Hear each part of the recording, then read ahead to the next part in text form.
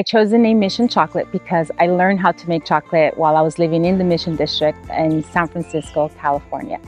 And ever since I chose the name, I have been growing into the meaning of mission.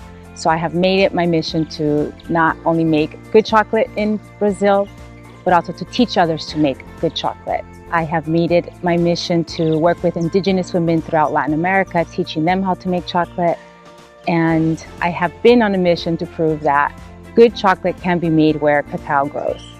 My love affair with chocolate began about 20 years ago. I was working at a culinary school in Los Angeles, and that exposed me to the world of culinary arts. And I decided that I wanted to be a part of this world, and I was especially interested in chocolate because my connection with drinking chocolate, my connection with my Mexican family, with my heritage, it really connected with me to have this delicious food be traced back to Mesoamerica or to Mexico or to the Aztec and to the Maya.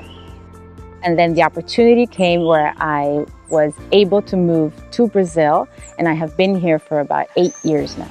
I had never visited Brazil. I didn't speak Portuguese. I didn't know anyone in Brazil.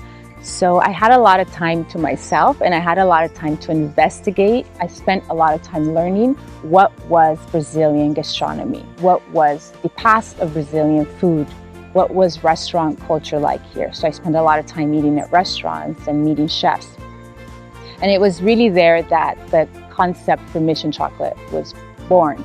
We focus on using ingredients that are native to Brazil, grow wild, foster community development. They are labeled as endangered by Slow Food Brazil and taste great with chocolate. Being here has really been a positive thing for me, for the company, and I think for the world of chocolate in general, because I have always been a proponent of using what you have and not needing to look outside of Brazil or outside of whatever country you're in to make something high quality.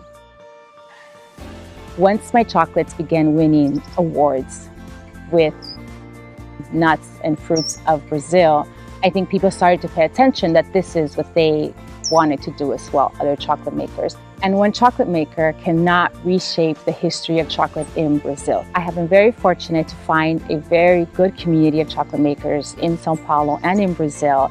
We share the same vision of trying to make good quality chocolate where cacao grows, which has not always been the case in Brazil or in any country where cacao grows. For me, the most important part of choosing a new farm to work with is to meet them personally. All of the cacao that I work with comes from a farm, comes from a person, from a family that I have visited and that I've met and that I have a relationship with. For me, that is really the start of making good chocolate. The future of Mission Chocolate in Brazil is very bright. There are still so many flavors, ingredients, regions for me to explore. The culinary scene in Brazil is spectacular. I love working closely with chefs, so I can see that part growing as well. In the next few years, you can expect more inventions to be coming from Mission Chocolate, flavors you have never tried, aromas you have never smelled, and things that you have never tasted.